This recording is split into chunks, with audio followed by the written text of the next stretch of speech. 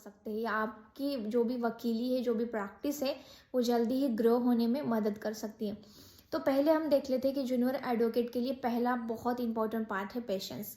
अगर आप कोर्ट में अभी प्रैक्टिस करने जा रहे हो तो आपके अंदर एक पेशेंस होना बहुत ज़रूरी है, क्योंकि आप आजकल ऐसे कंपटीशन हो चुका है, हर कोर्ट में क्लाइंट से ज़्यादा वकील ही दिख रहे हैं। तो इसीलिए उस भीड़ में आपको टिकना है, उस भीड़ में आपको स्टे रहना है, इसीलिए आपके पास पेशेंस होना बहुत ज़रूरी है। आप इमीडिएट कोर्ट में जाओगे और आप सोचोगे कि आज मुझे 10-12 केस मिल जाएंगे, ऐसे नहीं होता मेरे दोस्तों। इसीलिए आपके अंदर एक पेशेंस होना बहुत ज़रूरी है। दूसरी बात जो है, जूनियर एडवोकेट क्या करते हैं, अगर कोर्ट में जाना चालू किया तो उनको लगता है कि ये बोरिंग टाइप्स का, पहले पहले तो ऐसे लगता है कि कोई भी काम नहीं आ रहा है, कोई भी पैसे नहीं आ रहा है, ये तो वेस्ट ऑफ टाइम है। तो मेरे दोस्तों, क्योंकि कोर्ट में आपको रेगुलर आना है, अगर आप जूनियर एडवोकेट हो और आप रेगुलर कोर्ट में आना चाहते हो तो आप प्लीज़, कोर्ट में कुछ काम भी ना हो तो भी आप कोर्ट में जाइए, क्योंकि रेगुलर आने से ही आपको प्रैक्टिकल नॉलेज पता चलती। ये एक बार दिमाग में ठाम लेना दोस्तों, practical is totally different and bookish knowledge is totally different. तो यहाँ पे कभी भी आप कंफ्यूज मत करना, क्योंकि आपने प्रैक्टिकल नॉलेज गेन कर लिया इसका मतलब ये नहीं कि आपको बुकिश नॉलेज भी बहुत अच्छा आता हो, और जिसने बुक नॉलेज बहुत पढ़ लिया इसको प्रैक्टिकल नॉलेज आता है, ऐसा कभी भी नहीं होता। इसीलिए मेरे दोस्तों, एक माइंड में रखना है कि आपको रेगुलर आना है, कभी भी हर डे आपको आना है और आपको कोर्ट की ऑब्जर्वेशन चालू कर देनी है, ताकि आपको बोर भी लगे फिर भी आप अपने माइंड को समझाना है कि मुझे यहाँ पे स्टे करना है, मुझे यहाँ पे कंटिन्यूटी रखना है। ये हो गया आपका दूसरा पार्ट। देन थर्ड पार्ट हम लोग देख लेते हैं कि यूनिफॉर्म। कभी कभी क्या होता है कि बहुत सीनियर लोग रहते हैं, वो कभी कभी यूनिफॉर्म नहीं पहन के आते। बट मेरे दोस्तों, आपका जो प्रॉपर यूनिफॉर्म है, आपका ब्लेजर है, देन आपकी वाइट शर्ट है, पैंट है, शूज़ है, सब आपको पहन के आना है। क्योंकि यहाँ पे क्या होता है कि एक जूनियर एडवोकेट के लिए इतना बड़ी बात होती है ये, कि अगर कोई जज आपको देखे कि यस ये एडवोकेट तो रोज़ आता है और इसकी यूनिफॉर्म भी बहुत अच्छी रहती है, तो कभी कभी क्या होता है कि आप अगर किसी केस में आर्ग्यू कर रहे हो तो उसका इम्पैक्ट भी बहुत ज़रूरी होता है। तो इसीलिए अगर आप जूनियर एडवोकेट हो तो मेरे दोस्तों, प्लीज़ आप कलर यूनिफॉर्म कभी भी पहन के मत जाना कोर्ट में। आपकी स्टार्टिंग स्टेजेस होती है, वो बहुत ही इंपॉर्टेंट पार्ट होती। यही एक इम्पैक्ट होता है जजेस के ऊपर या क्लाइंट के ऊपर, कि आप कितने रेगुलर हो, आप कितने सिंसियरिटी मेंटेन करते हो, आप कितने लॉस फॉलो करते हो। यही से आपके बिहेवियर ही आपको क्लाइंट को सब कुछ बता देती। इसलिए आप अगर जूनियर लॉयर हो तो आप कभी भी ये गलती मत करना कि कलर यूनिफॉर्म चंकी पंकी बन के आ जाओ, ये कभी भी मत करना।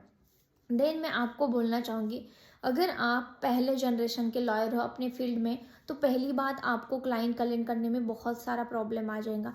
बट ये बात, आप एक बात ज़रूर ध्यान में रखना, क्योंकि कभी भी क्या होता है कि आपने बहुत एफर्ट्स लगाने हैं इसमें, तो आप ज़रूर सक्सेसफुल होंगे इन लाइफ में। तो दूसरी बात ये होती है कि आपको चूज़ करना है कि आप कौन से फील्ड में बढ़ना चाहते हो एडवोकेट। आप सिविल साइड लेना चाहते हो, क्रिमिनल साइड लेना चाहते हो, कौन सी साइड में आप प्रैक्टिस करना चाहते हो। तो मेरे हिसाब से मैं आपको बोलना चाहूँगी एज ए जूनियर एडवोकेट, कि कभी भी आप क्या करना, मिसलिनियस एप्लीकेशन रहते, कोई भी एप्लीकेशन आ जाए आपके हाथ में, तो आप उस पर कॉन्सेंट्रेशन करना चालू करना, इंस्टेड ऑफ चूजिंग क्रिमिनल है या सिविल है। तो आप यहाँ से अपनी शुरुआत कर सकते हो। तो मेरे हिसाब से आपका फैमिली बैकग्राउंड अगर एग्रीकल्चर है, या आपका फैमिली इंडस्ट्रियल है, या क्या आपकी फैमिली के हिसाब से आप थोड़ा सा तय करना कि आपको कौन से बैकग्राउंड में जाना है। बट मैं तो सजेस्ट करूँगी आपको कि आपके पास कोई भी प्रकार के छोटे मोटे काम आ जाए तो वो आपने करना चाहिए स्टार्टिंग स्टेज में। देन मैं यही बोलना चाहूँगी कि एज ए जूनियर एडवोकेट आपके पास वो स्किल होना चाहिए, art of skill. Art of skill law field में माना जाता है कि आपको ऑब्जर्व करना है, आपके सीनियर कैसे आर्गूमेंट कर रही है, आपके कोर्ट में कोई फेमस लॉयर होगा वो कैसे आर्गूमेंट कर रहा है, तो इसके ऊपर आपको ध्यान देना है। इसको आर्ट ऑफ स्किल कहते हैं। ये स्किल अपने अंदर डेवलप करना बहुत ज़रूरी है, क्योंकि आर्गूमेंट ही सब काम करता है, ऐसे नहीं होता मेरे दोस्तों, बट आर्गूमेंट एक पार्ट होता है, तो वो अच्छा होना बहुत ज़रूरी है इन लॉ फील्ड में। तो आप देख सकते हैं कि आप आर्ट ऑफ स्किल कैसे डेवलप कर सकते हो। इसमें एक पार्ट और भी आता है, एविडेंस पार्ट। अगर आपने लॉ तो कंप्लीट कर लिया है, आपको लॉ प्रोसेस तो पता है, बट एविडेंस आपको कैसे प्रूव करना है कोर्ट में, ये एक आर्ट ऑफ स्किल ही रहता है। तो इसके ऊपर आपको क्रॉस कैसी लेनी है, आपको एविडेंस कैसे पेश करना है, आपको अगर डॉक्टर का एविडेंस लेना है तो क्या करना चाहिए, पुलिस का एविडेंस लेना है तो क्या करना चाहिए, खुद की क्लाइंट का लेना है तो क्या करना चाहिए। जैसे कि हो गया आपका चीफ क्रॉस री एग्जामिनेशन, तो कौन से इंपॉर्टेंट पॉइंट्स होते हैं, वो कैसे डेवलप आप कर सकते हैं खुद के माइंड से, ये एक आर्ट ऑफ स्किल होता है, तो ये आपको डेवलप करना बहुत ज़रूरी है। और मैं दूसरी बात में ये बोलना चाहूँगी, अगर आपको लगता है कि मैंने सेशन कोर्ट में काम करना चाहिए, हाई कोर्ट में कौन से कोर्ट में करना चाहिए, ये तो जूनियर एडवोकेट के सामने एक बहुत ही बड़ी चुनौती होती है। तो मेरे दोस्तों, मैं आपको सजेस्ट करूँगी कि आप डायरेक्ट जंप मत करना हाई कोर्ट या सुप्रीम कोर्ट के अंदर। अगर आपको प्रैक्टिस करना है तो आप जेएमएफसी कोर्ट भी ज्वाइन कर सकते हो, डिस्ट्रिक्ट एंड सेशन कोर्ट। आप पहले 1-2 साल प्रैक्टिस करिए, उसके बाद में आप डायरेक्टली सीधा हाई कोर्ट या सुप्रीम कोर्ट जा सकते हो। बट मेरे हिसाब से मैं आपको सजेस्ट करना चाहूँगी, हमेशा लोअर लेवल से अपर लेवल जाना बहुत ही ईजी पार्ट होता है, और ये आपको जल्दी अंडरस्टैंडिंग होता है और आपकी पहचान भी बहुत जल्दी होती है, इसीलिए ये एक ध्यान में रखना। देन मैं आपको सजेस्ट करना चाहूँगी, एक बात, कभी कभी लगता है कि आप इंग्लिश मीडियम के हो गए तो आप फराटेदार इंग्लिश आ गए तो सब कुछ आ गया, लैंग्वेज के ऊपर कमांड होना बहुत ज़रूरी है, मेरा पॉइंट ऑफ व्यू है। तो मेरे दोस्तों, ऐसा नहीं है कि आपको इंग्लिश आ गई तो आपको मराठी या हिंदी देखना कभी नहीं पड़ेगा, ऐसा कभी नहीं होता। तो मेरे दोस्तों, मैं आपको बोलूँगी, आपको 3 ही लैंग्वेज बहुत अच्छे से डेवलप करनी। कंट्री में तो बहुत ज़्यादा 3 लैंग्वेज यूज़ की जाती है, मराठी, हिंदी एंड इंग्लिश। अगर आप महाराष्ट्र के हो तो आपको मराठी आना बहुत ज़रूरी है, अगर आप आउट ऑफ महाराष्ट्र के हो तो आपको हिंदी और इंग्लिश आना बहुत ज़रूरी है। क्योंकि कभी कभी लगता है कि आपको हिंदी आ गई या इंग्लिश आ गई तो इट्स सफिशिएंट, आपको इंग्लिश की तरफ क्यों देखना है। अगर आपको इंग्लिश आती तो आप बोलते कि हिंदी की तरफ क्यों देखना है।